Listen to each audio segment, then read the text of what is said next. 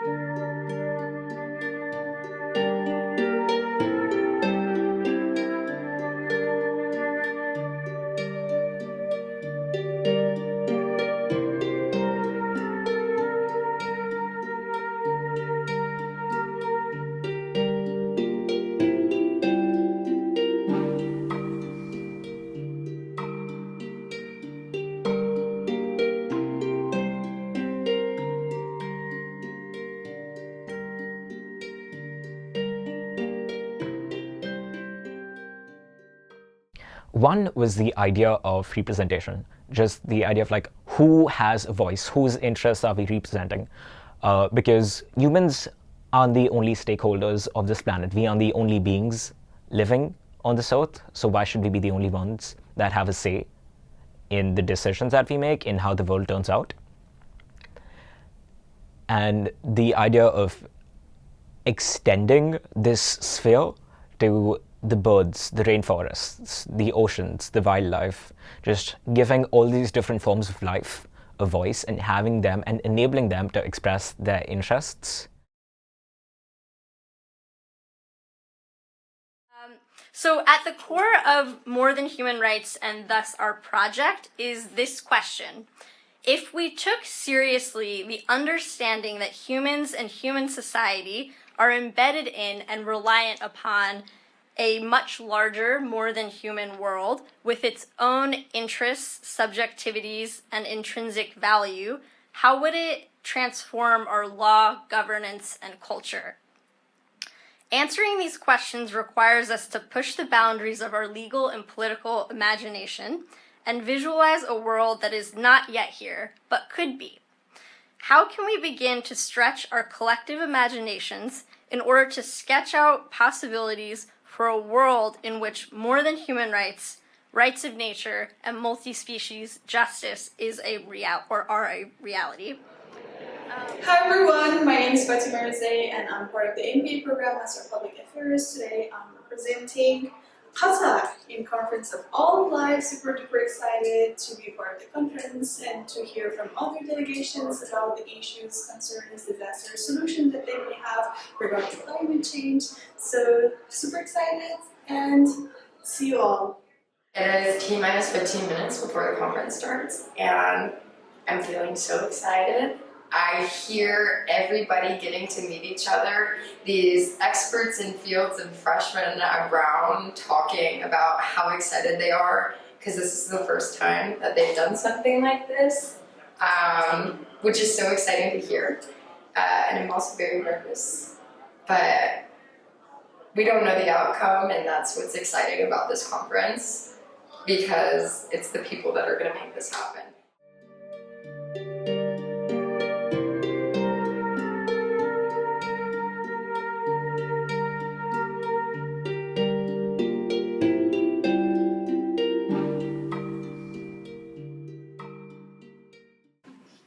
For you and us together, we are the most important story of all.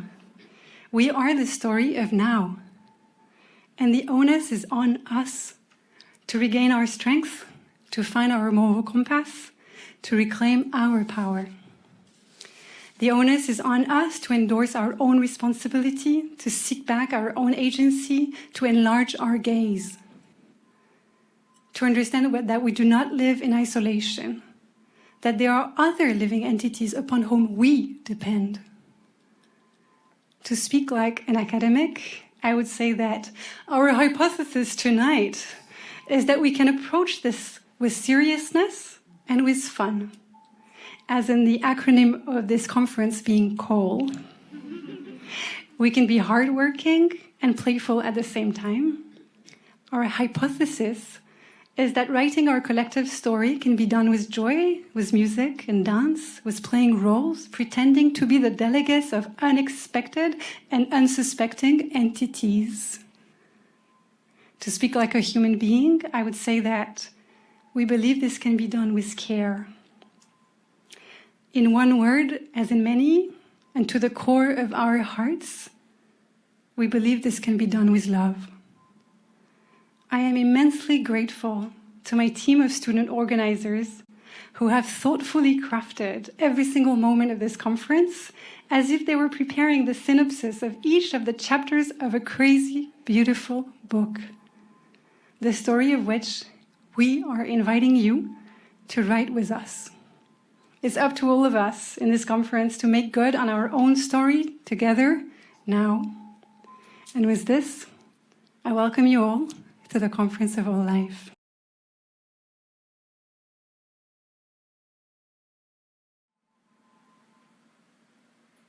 But what you do here today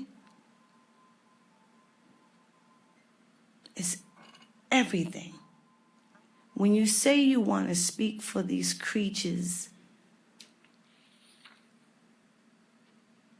don't be that arrogant. You can't. You can feel for them, but you can never speak for them. You don't know their experiences. Maybe they just want to be left alone. There are only 3,500 Narragansett tribal members. There are more polar bears than there are of any of us. And they're on, I don't know if they're still on the extinct list, but at one time they were, the endangered species list, and they were protected. But nobody ever protected us. That's humanity, huh? This whole community here, it was filled with families. Brown University couldn't build up or couldn't buy anymore. They broke up all these families. That whole I Street area was low income just 2 years ago and removed 28 families because Brown University students had to move in there. Shame. I'm not here to attack Brown University, but I ask that Brown University stop hiding behind their beautiful students and stand up and apologize for the atrocities that something they never did. And they continue to break up communities. They continue, just in a different way. All this falls into place that we've got to speak for the unheard. We have to listen. We got to pay attention, but we do not know their pain. We don't know what's best for them. And don't be that arrogant person where you think you do. You do not know what's best for me. You just see me in pain and know that I'm hurting. And I'm thankful that you feel my pain. But I will speak for me. Or I will ask someone to speak to me. Or allow spirit to speak for spirit and leave well enough alone. Just be still. Be still for one time in our lives and let everything go back to the way it was by stopping the digging, by stopping the stealing, by stopping the mass incarceration, by stopping all of the things that people are prospering from to get a bigger home or more money. I'm glad you are educating yourselves. Don't think I take anything away from that. I'm so proud of all of you. It takes a lot of discipline. But I hope that you're in here for the right purpose and the right purpose only. And that is to make this place a better world. There are people that pray over each and every one of you, whether you know it or not. You are never, ever, ever alone, even in your darkest hour. There is prayer in spirit. And I'm not talking in a religious sense, and I'm not taking away from who you believe in or what you believe in. I am just saying that there is spirit that encircles you and guides you and gives you assignments. And when it nags at you and nags at you, I hope you accept it and stand up. But I love you all. I respect you all. And walk pretty. Aho.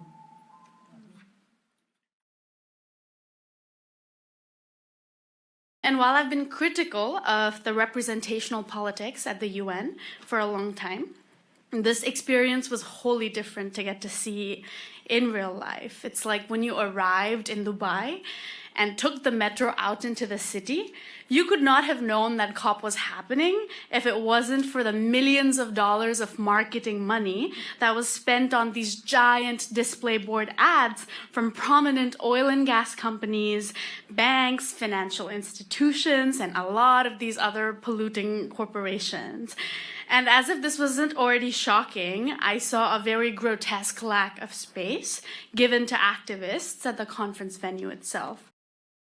So this sort of stifling of civic voices, coupled with the bolstering of this ExxonMobil type of greenwashing, made it very clear to me that the conversations that were happening amongst diplomats in the negotiation rooms was very far from the needs and demands of their true constituents outside. But a bigger takeaway for me, which is also why this Conference of All Life feels particularly important, is the rules of the game under which inequalities and oppressions are produced and reproduced constantly at this larger international level. As a young woman from Nepal, I was very excitedly shadowing the Nepali delegation around and followed them into many of the developing country negotiation rooms, where I realized that so long as development and modernity and resource consumption are the standards of success that are defined for the world, the most vulnerable nations are also the ones that are going to be competing to build the next oil rig. And in every facet of this conference, of course, the West was overrepresented. It was a very wide space that I found myself navigating. And to be honest with all of you, the only other Nepali people that I met at the conference were the thankless laborers who were working at the lowest rung of Dubai society. They were the cleaners of the conference venue, the restaurant servers, the security guards that were constantly standing up and working in the 100 degrees of heat of Dubai and keeping the conference running, and probably the whole city at large. So whenever I would go up to any of these people and introduce myself in Nepali, I was greeted with shock and question every single time, like, how are you on the other side of those fancy people? And the fact that there is a divide between those people and the people for whom they make decisions was a realization for me that showed the exploitation, inequality, and divide that are at the center of the climate crisis. And to be stuck in the dichotomy of these people versus those people, and to realize that the best case scenario of global South discourses at this conference happened in circumstances of very real and very material exclusions of my people, is very much in essence the reality of this real climate conference that I want to leave you with today. Thank you.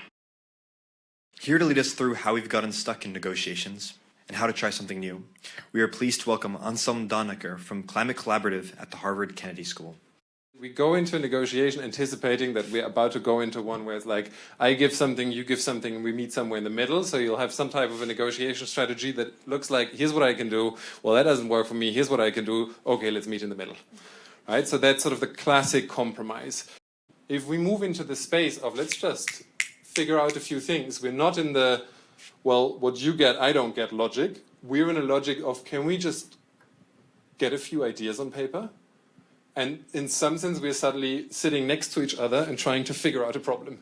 And that's a much less tough process because the other one tends to hurt us. In terms of like what's good negotiating, there are many more things to it, but the very basic idea is very often we pay way too much attention to commitment. And commitment are statements of what we will do and what we won't do. And we pay way too little attention to the idea of why is this so important to me? And really, really prioritizing genuine understanding of all of the things that matter to you and trying to engage in a space of how can we use that understanding to brainstorm a few options. And we might get out the other way and see, oh no, this didn't work. All of these options are actually pretty bad. But we tried, and then we can always go back to other type of bargaining. But very often you'll find that in this type of negotiation, you get to a bit of a better space of coming up with different options. Thank you, everyone, for coming this evening. Doors will open at 8 a.m. tomorrow, and breakfast will be served at 8:30. Good night, and thank you for coming.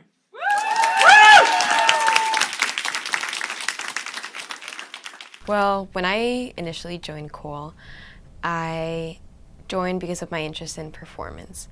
And originally it was called Enacting Bruno Latour, and it was supposed to be the simulation of experiment that asked people to portray delegations that were human, non-human, and more than humans, and talk to each other and see what they can figure out about climate change. I like that, and as somebody that had been involved in performance before, it seemed interesting to take that space that I considered art and theater and bring it to climate negotiations, and that was something I had never seen before.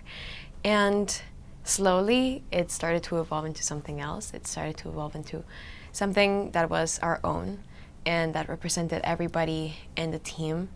And well, my contribution to this was just to think through what we really wanted people to think when we taught them about embodiment.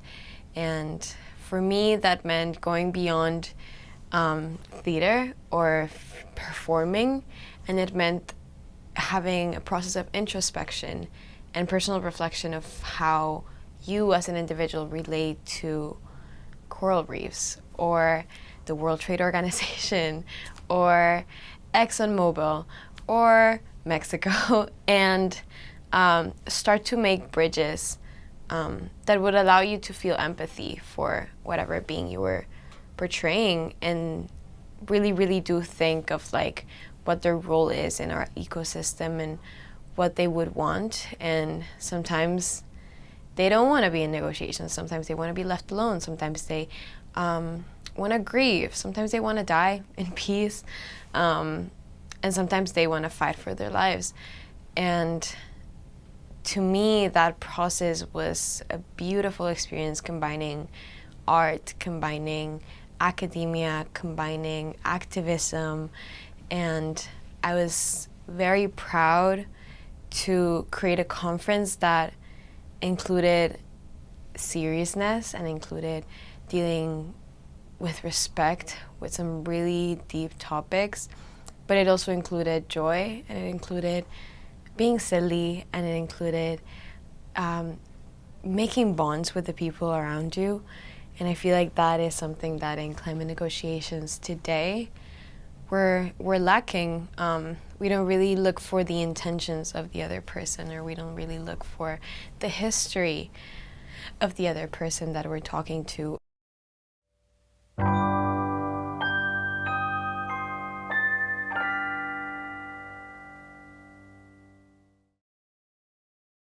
When I was trying to figure out how to support this work, I was thinking, like, how do you represent someone? Like, what even is that, right? Like, we all hear about representation, but like, what is it? And you can't ever be another being, but you can sound like another being. You can look like another being, and you can move like another being. And in doing that, you learn something about what that being might choose, what that being might decide, and what that being might want. And that's what we're here to do. So I thought, okay, let's first try embodying our own delegation. So let's say that I am a virus. I might think about, like, how does a virus move? I've been embodied by Cammie's exercise, so I know what my own body feels like. Now I might think, like, is a virus fast? Does a virus stay someplace for a while and then jump to another person? Do I really know what it's like to be a virus? But do I sort of feel like I know what it's like to be a virus? Maybe. So that's my first thing. I would probably do that in place, and that's what you all are gonna do. You can decide how a river might move, how a company might move, like a shipping company. How does a shipping company move? Like this? Big, blocky, slow, steady, disgusting, right? How do you do it? How do you do it? If you are a river, well, that's easy, right? But then some rivers are fast, some rivers are slow. Are you a fast river or a slow river? Think about that. And you would start to move like that person in place, right? Because that's the part of the idea here, is that all of these are persons, right? All of these beings, all of these entities are persons with something to say and a way to be.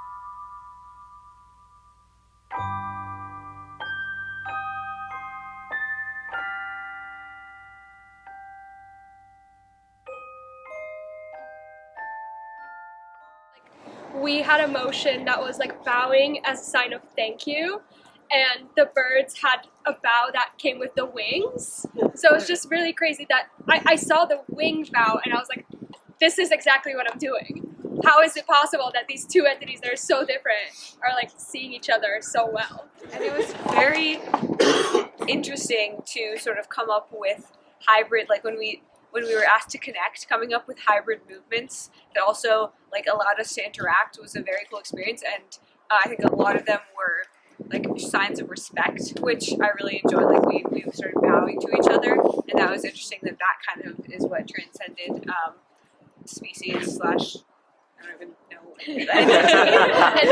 entities. Yeah. When I was observing people, the things that seemed to resonate the most with people were the things that were really weird and kind of uncomfortable sometimes. Like we did the movement workshop, which was where you kind of tried to feel what you were embodying in your body. And I was just sitting on a bench watching, and people were really into it and they were having a lot of fun. And it was something that a lot of people cited as a really great setup for the conference and embodying their delegation. And yeah, it was really just great to see that there were so many people who were willing to be experimental and really commit to this idea and learn from all the weird stuff.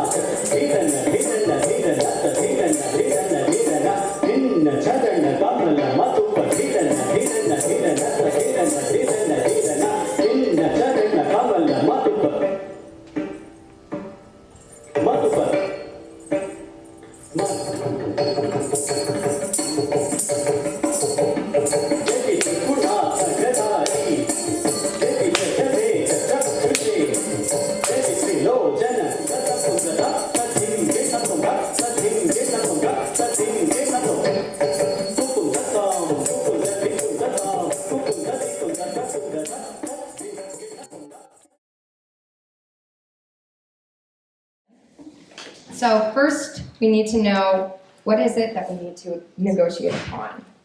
Who or what are we speaking in the name of?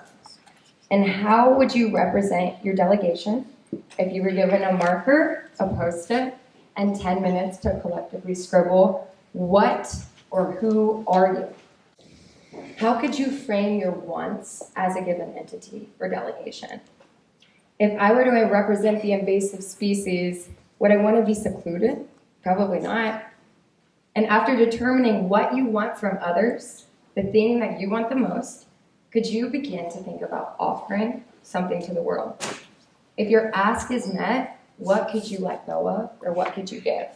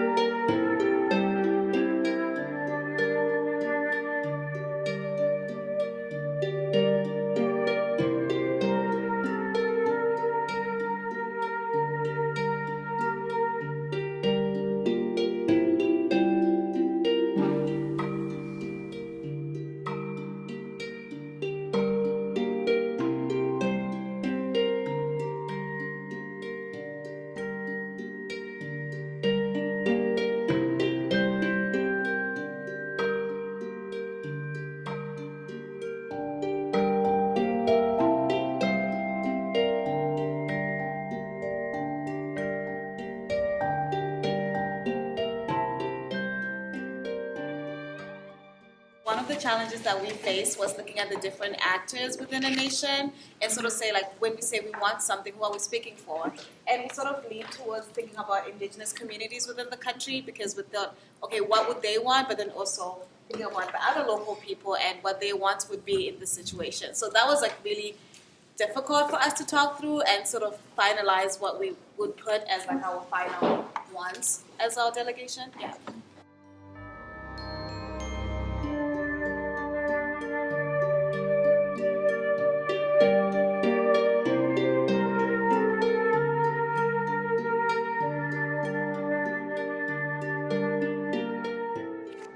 Good afternoon, I'm Tony Zell. I am the root of the disasters delegation.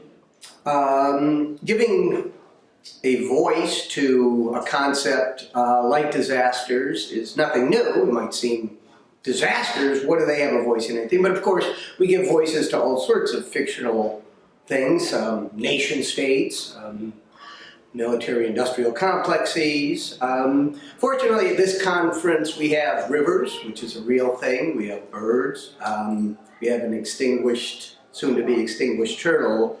The role of disasters in this conference is certainly something that is evolving as we speak. Our delegates very much share a lot of views of disaster. Some things have come up that create an essential question for us, and that is, as human beings, thinking how we might bring the concept of disasters into this conversation. Do we want more disasters or fewer? Are we trying to extinguish ourselves or extinguish all else? And what we've come to realize is that disasters originate. They have a right to exist simply by virtue of the fact that they do exist. But we exist in a very subjective way. A disaster for a nation state might be a benefit for the military-industrial complex. A disaster for a river might in fact be a benefit for an invasive species. So we've decided that what our role here is to develop care. That's one thing that we would like to see in the Tree of All Life is care. care for the Earth community, and preparedness. Maybe a bigger ask, but be prepared. And in the law, there is a developing emerging strategy called the precautionary principle. And without getting into legalese, it simply says, in order to prevent disaster, put the burden on the party that seeks to change, to introduce a vaccine, to introduce a extinguishing method for an invasive species.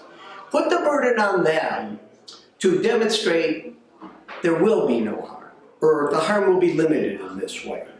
Don't put the burden of proving consequences on those who suffer the consequences. That's not fair. So that's our objective in the Treaty of All Life, to have a commitment to preparedness and to show care for the Earth community. So I know a lot of different people or entities are not big fans of diseases. So that was one thing that we had to overcome. We don't want to kill you guys, you know what I'm saying? But at the same time, like, we need to thrive as well. So, and also too, like with our main opponents are like the different nations, because they don't really realize that, like, if we're not there, we don't give them an immunity. And therefore, like, the diseases become more virulent and kill you guys more rather than having a more mutualistic relationship. So that's what we're aiming for. We're trying to keep things balanced. So it's not looking good. I'm really worried about how this is going to go. I'm concerned that negotiations are going to be non-starters. We've already talked to disaster. It's not looking good. Disaster might be our only ally. Maybe you. Disease could be good. Disease, we're all about allies with disease. Yeah. As long as you let us do what we want, we're all good. Yeah, you don't, are there computer bugs? Is that part of disease? No. Oh, sick. So we're yes. good. Yeah. So we have developed an allyship right here, right now. right in front of your eyes. Yep. So that's good. I'll say, moral of the story is you need AI and you need disease. So, and if you're against us, then it's about to get real. You know? Disease about to spread everywhere. AI is about to take over. So you want us as allyships, no opponents. So always realize there are people worse. Even though disease gets a bad rep, there are entities that are worse than us. Who? Exxon. They just, in food systems, at least we're up front. You know what I'm saying?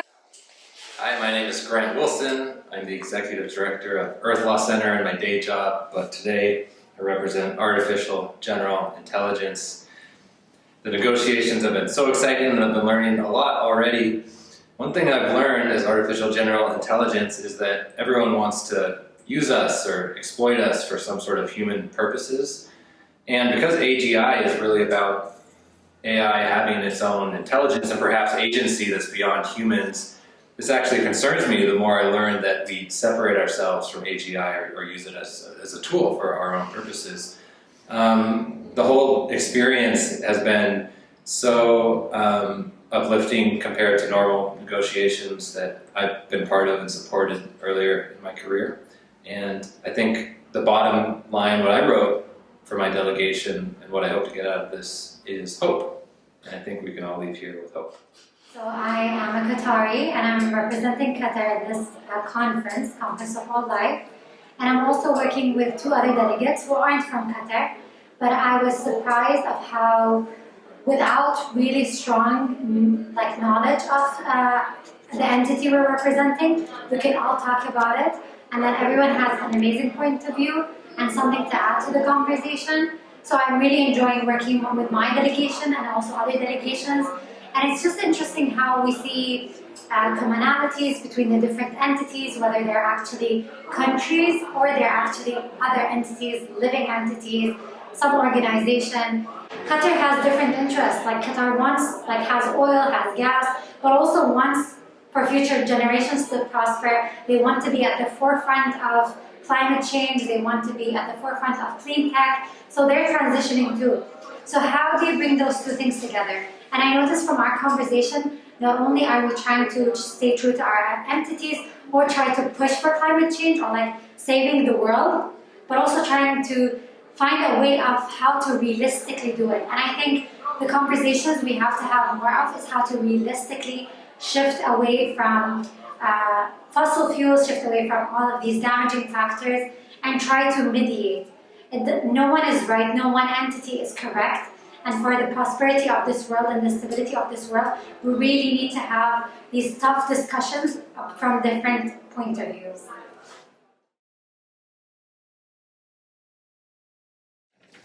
So we're going to go through a process, and you're in trios. So there will be one person who is the speaker, two people who are the listeners, and one of the listeners will be also a timekeeper. Really, again, sensing into your delegation's reality, being grounded and present in that. And from that, they'll answer two questions. The current situation, what is your delegation's relationship to climate change?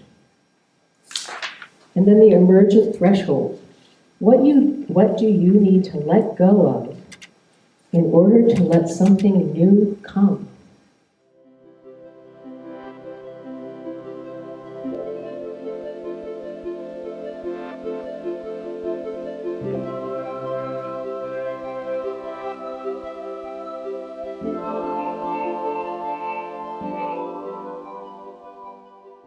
We moved from my more analytical, kind of systems level, political, economic analysis of what a country like China might need to think about, and moving to a case of this turtle, which there's really no solution to, and is a place of grief, and is a deeply personal story of these last two turtles living there. And so immediately that modality shifted, and with the moments of silence to pause and reflect on that, to think about this emotional aspect and kind of why we really are here, and we felt a lot of feelings and hugged and cried. Everyone has this natural desire to, like, me included, to want to, like, succeed and take home resources, to your delegation and advocate for the interests of your delegation in this more narrow way. With them, like, there's this other urge, which is like, and I think maybe the desire that we're trying to encourage, which is like, there's not option A and option B, option C is just like, what is the essential thing you want versus what is all like the ephemera that just like are this baggage that we happen to attach to your organization. And I think when we reduce a lot of these things to like more essential goals, then it's a lot easier to like make things coexist. Hello, I'm Debbie Gordon. I'm a senior fellow here at the Watson Institute at Brown, and I'm also at Rockingham Institute, Arma.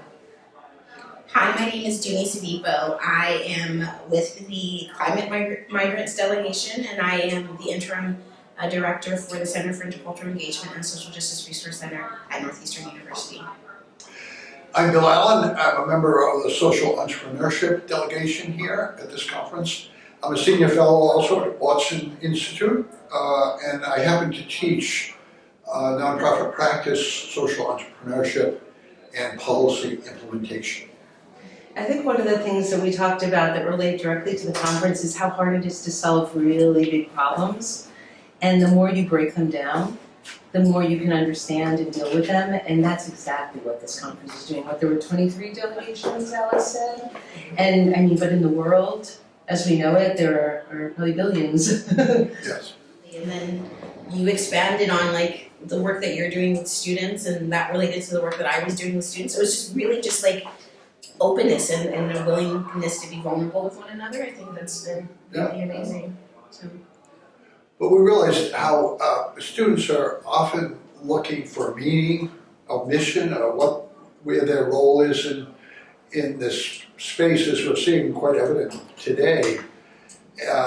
And part of our jobs have been, I think you kind of share this, is to helping to take a big complex picture and make space for students to have an impact. That's a piece of the whole.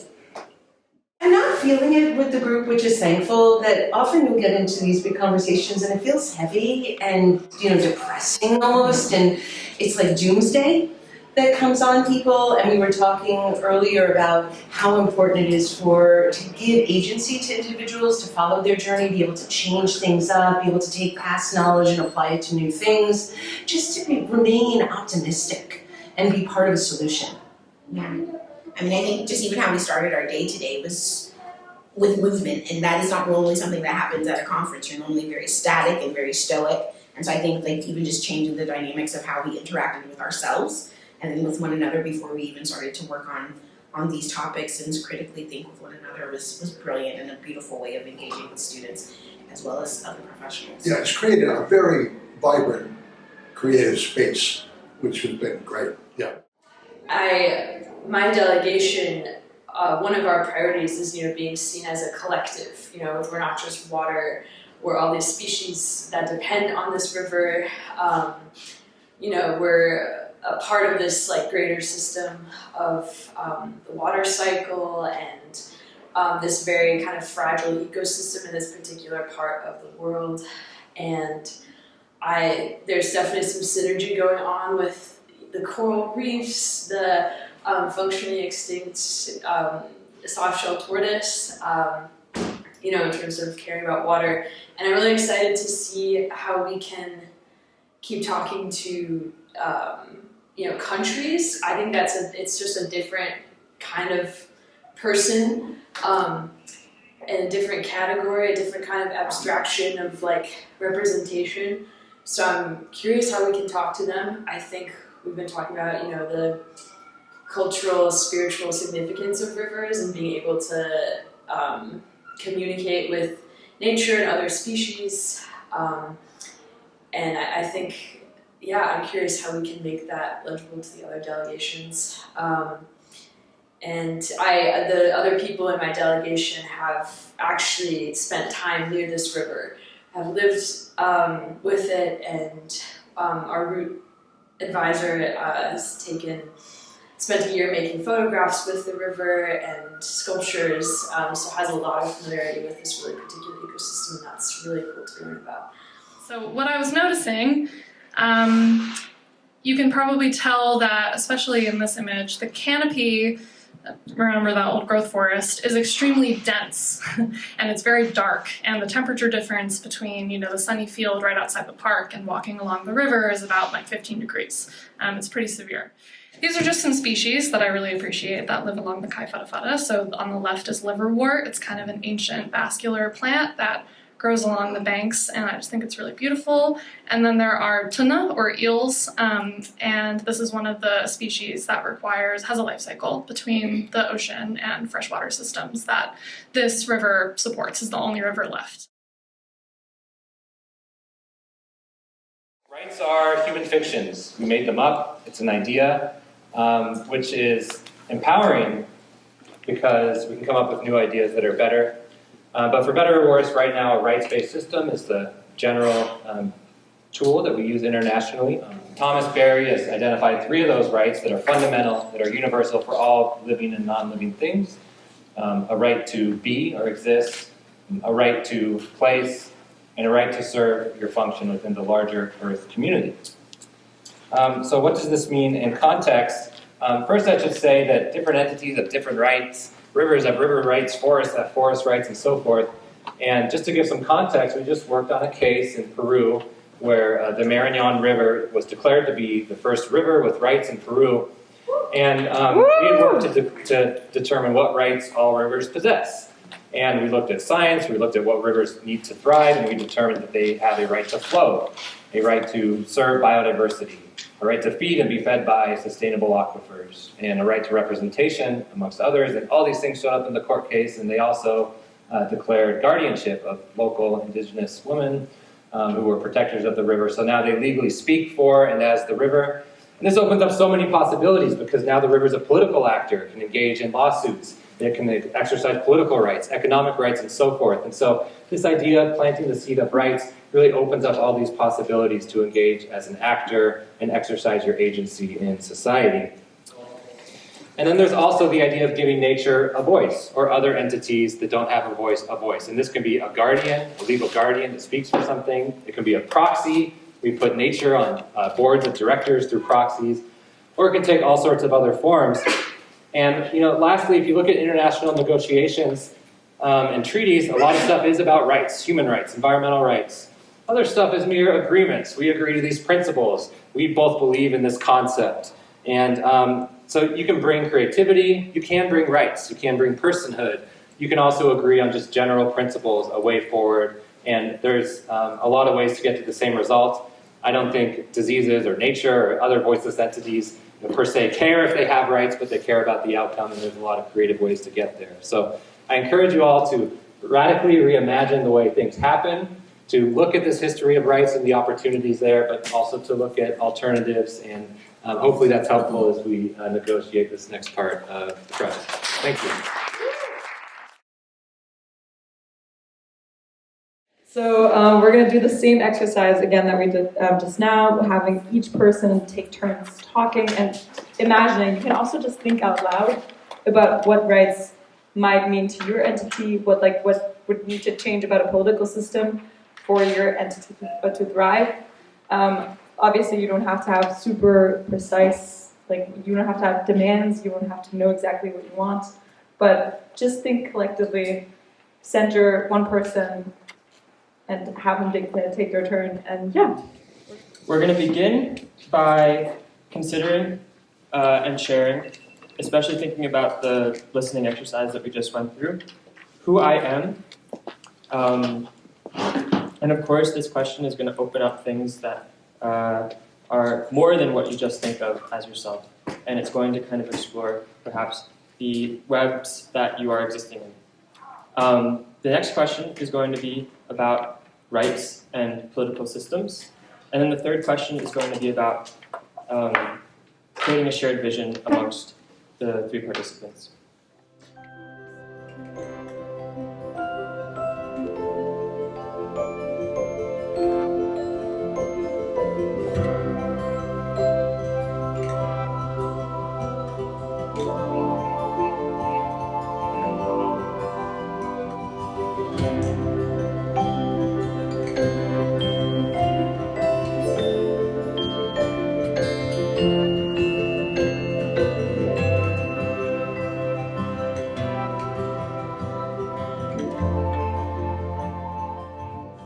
And in fact, what we are sharing is maybe a fear to lose power.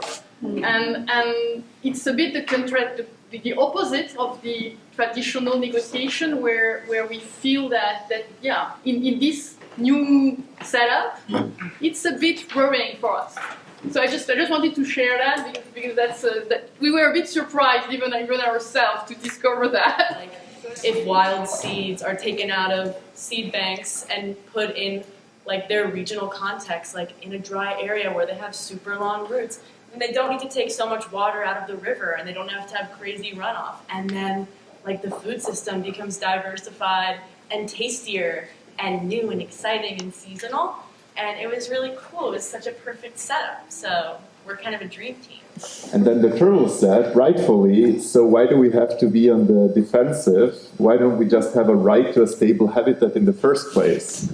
And so the right to adapt to a non-stable habitat is sort of like the emergency right. That's might be unavoidable, but I thought this dichotomy was interesting. Outside of student organizations and activism and maybe some adjacent things, there aren't many opportunities for students, I think, and professors and Brown community members and people outside the university to be together in a space that is new and a space in which certain relations are changed in ways that I think maybe represents what people say is the real world somewhat inadequately. I feel really, really reinvigorated by this space in the way that it owned itself being an imperfect space and a seed and a start of something. And there's so much beauty in how much everybody here has believed in that enough for this to happen. And I think I thought I would feel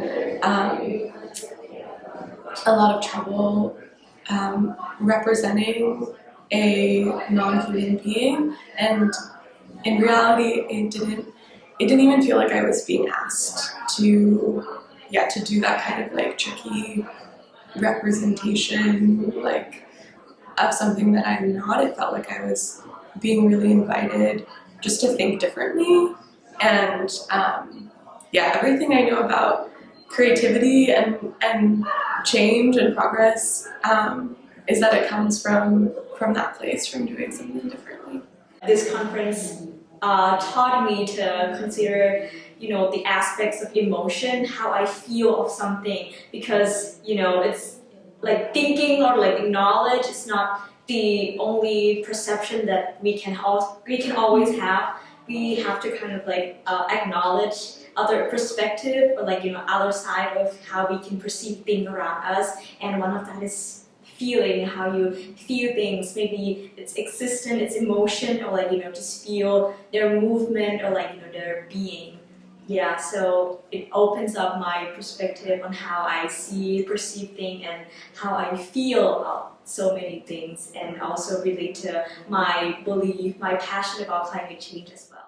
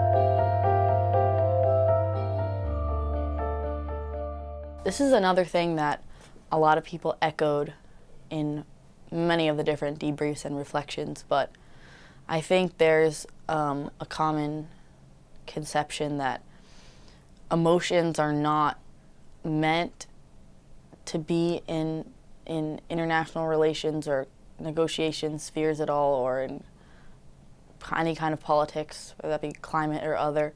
And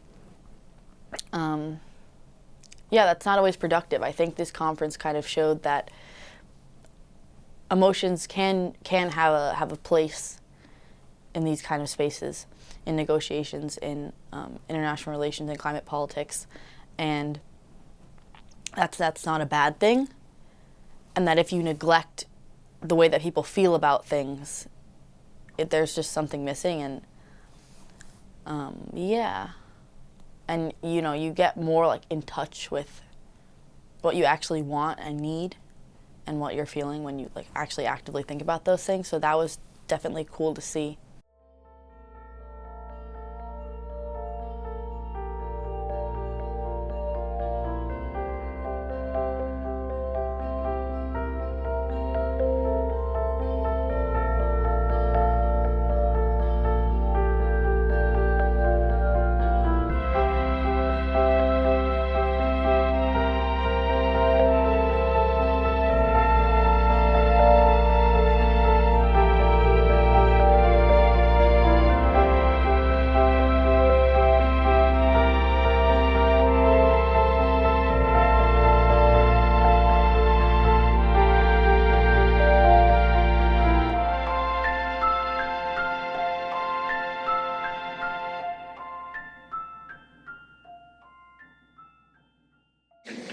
We acknowledge that during this entire conference, we have discussed and imagined territories, lands, and entities that we have never seen, never touched, never known.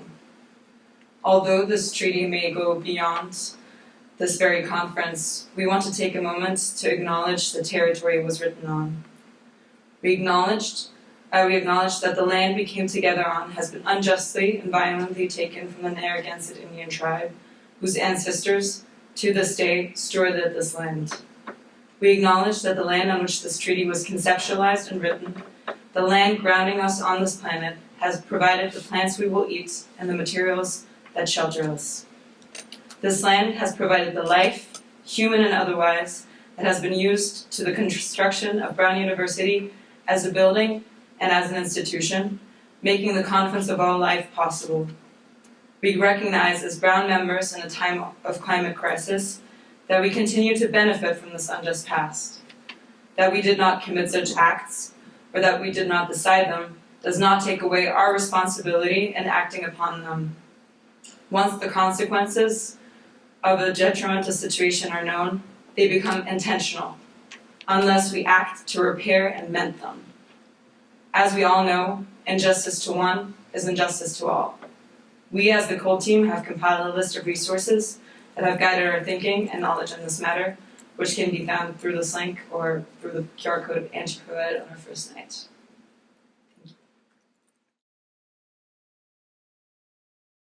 So this is a part 2 on your paper. We want to give something to people that will ignite a conversation that brings out several themes, all of which are important.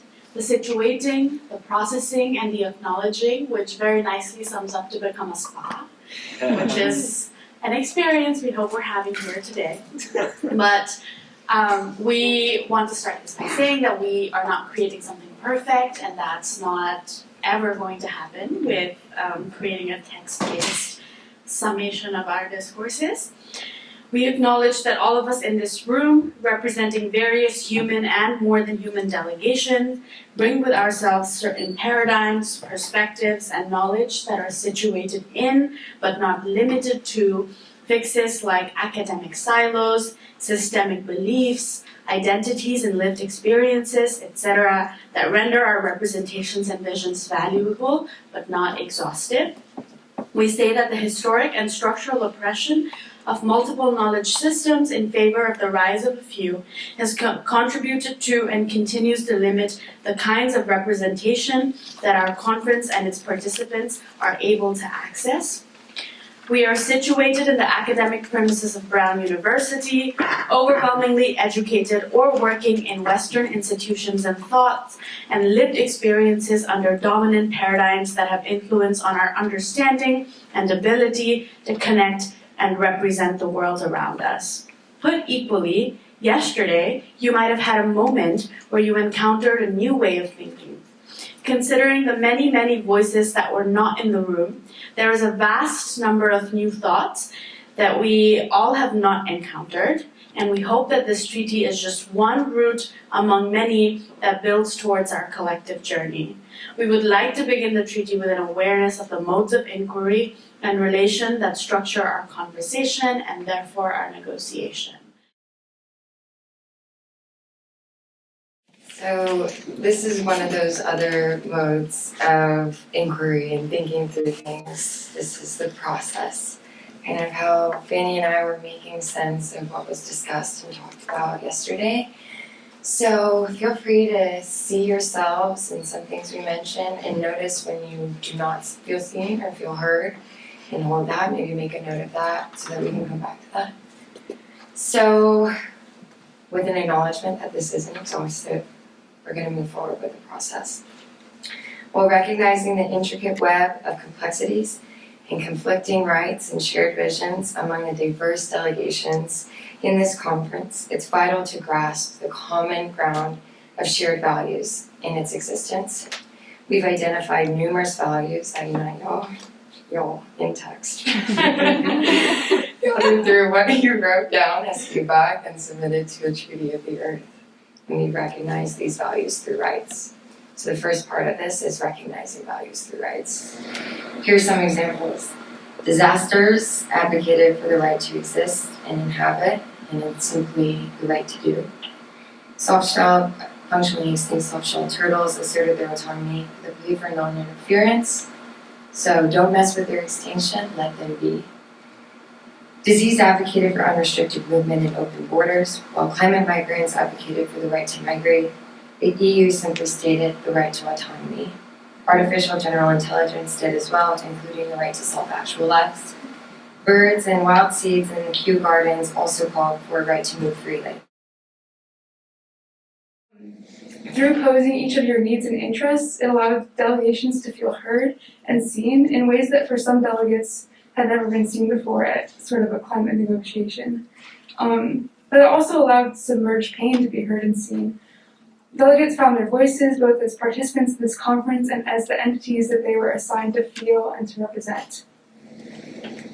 Inherent in the violation of interest that has occurred across all delegations and across all life that we have witnessed and listened to throughout this conference is not only the presence of pain, but also the necessity of collective healing. Healing occurs when we empower ourselves to act, find our voices, advocate for our needs, and importantly, the needs of others, other life, other delegations. We also want to acknowledge that we as a collective have different views of healing and different ways of healing. So we ask, how do we heal from what has happened? How do we heal from what is happening? And how will we heal in the future?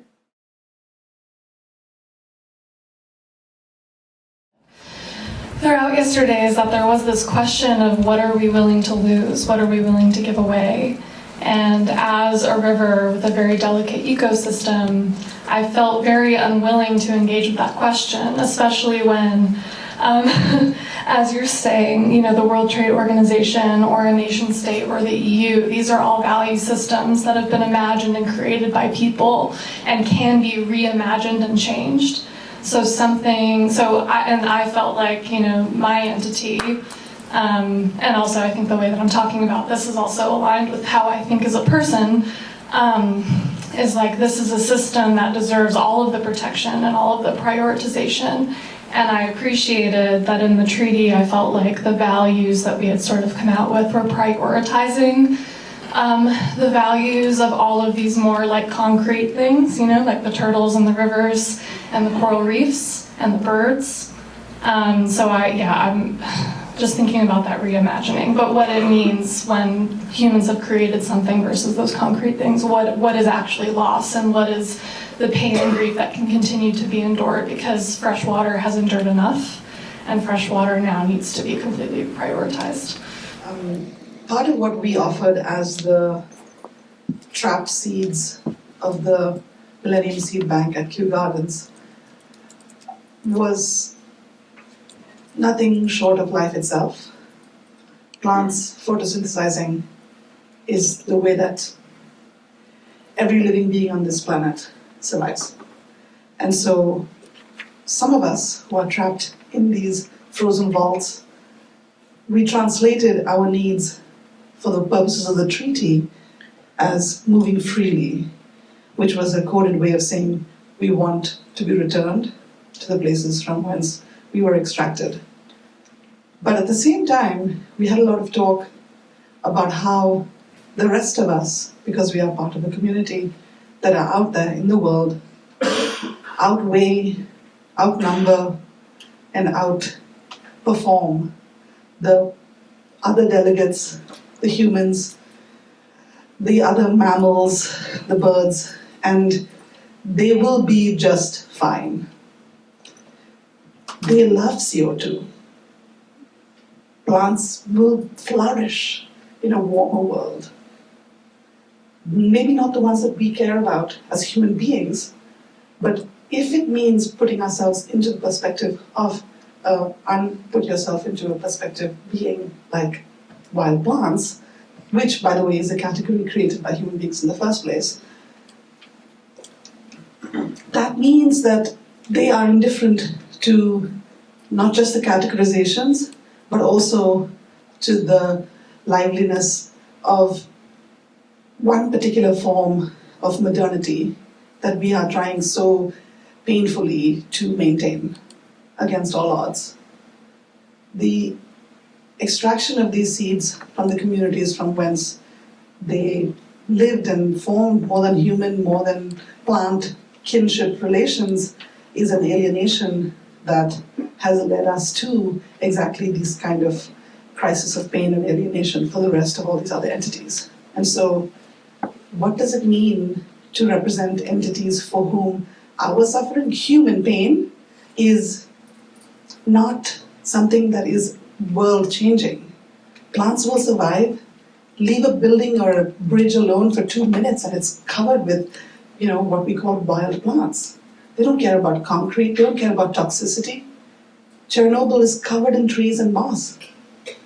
We can't eat them as human beings, and so we still call it toxic, but the plants will be just fine. It's a sobering thought, but it's something that we should acknowledge. Not all other non-human beings have the same kind of luxury of survival, given what we as humans are doing to the world. But some, the bacteria, archaea, we're going to be just fine.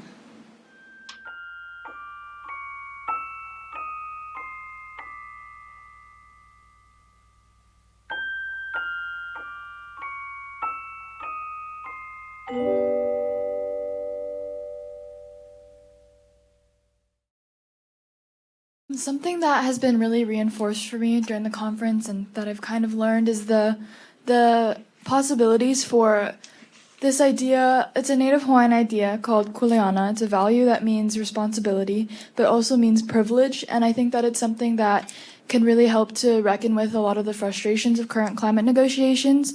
And it basically speaks to the idea that humans have a responsibility, but also a privilege and an obligation to the natural world that supports us. And it's something that has really guided my studies in climate studies and also just the way I choose to live my life. And I think that if it's something more broadly talked about, it could really help with climate negotiations. If people are considering non-human life forms as something that they're responsible to, that could be really productive in future negotiations. One thing that I learned was that not every question has to have a definite answer right then and there, that it's important to sometimes let a question hang in the air and just think about it. In our roundtable, we were talking what can we learn from trees or from coral reefs. Trees are rooted in the ground, and whatever challenge comes their way, wind, hurricane, flood, they do not have the ability to move like we do to seek shelter. What kind of resilience needs to be built to live throughout all those challenges and still stand throughout years and years? And how can we learn from that wisdom and that those teachers? What I've been very grateful for this weekend is that every single person in this room had some kind of belief that there could be a better way of doing things and that there were other ways of thinking about things that were worth exploring and taking time to engage with. All of us come from such different places, and if we can communicate what we have learned, felt, and created here to those around us, then I think that there's a lot that can be done. And I think that's something that I'm left wondering is how do you take forward moments and days like these?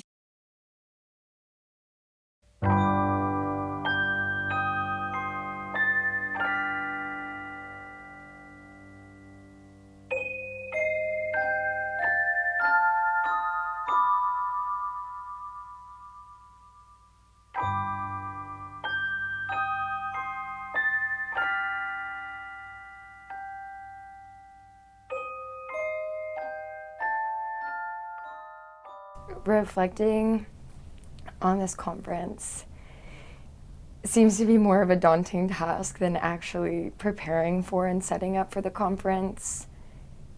This team has worked so hard in so many hours over so many months and have been so intertwined with everything that we do with each other that letting go of this conference and having it be over has proved to be quite a difficult task. But I would say the biggest things I learned in doing this was the power of working in a team setting that was largely egalitarian. We all had ideas that were listened to, incorporated, sometimes not, but mostly so, which resulted in a product that was truly something that we all contributed to individually and had our moments and had our mark on this. And the conference itself, we really didn't know what was going to happen, but in doing it, it came together so beautifully and like nothing I had ever expected before. People really got in tune with themselves and their emotions and really threw themselves into this experience like we had hoped, but not necessarily expected. I would say in one word, if I had to describe this conference, it would be beautiful, because everybody showed up as themselves, who they were. We showed up as ourselves. Everybody felt their emotions and they let people see that. They let people see their true colors. They let people see what they were passionate about, what they disagreed with. But then they also gave space for others to share this as well, which just built a sense of community that I thought was impossible in only 2.5 days of working on something. I guess I was also thinking about this tree that's on the main green right now. It's the biggest one, and I'm pretty sure it's dead or in the process of dying. It hasn't sprouted, and all the other trees have sprouted this spring. And you know, it's at the heart of campus, and it somehow, you know, makes me think about how the university is, you know, totally going to be, it is being affected right at the heart of it by global warming, but it seems as if the student body and the institution in some ways is not reacting in a way that shows the urgency. And this is all, I think the reaction, I think Cole gave people a way to deal with these things in a super helpful and generative way, and I think the participants really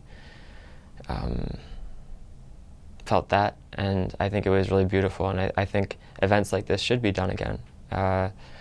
And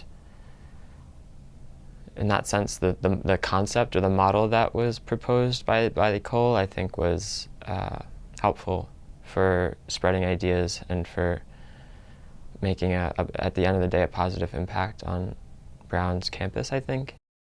So I think overall, I see Cole happening again, hopefully, evolving into something that can be replicated throughout the world, and throughout different schools here, and even in different communities. I would even like to include people from different ages, even like younger people than us, although we're already young. But it's something that can be not only a hub for ideas on, you know, how to deal with the current crisis, but it can also be an educational model on how to create relationships, on how to create relationships with people and with the environment, and something that can teach us about care and about revolutionary love.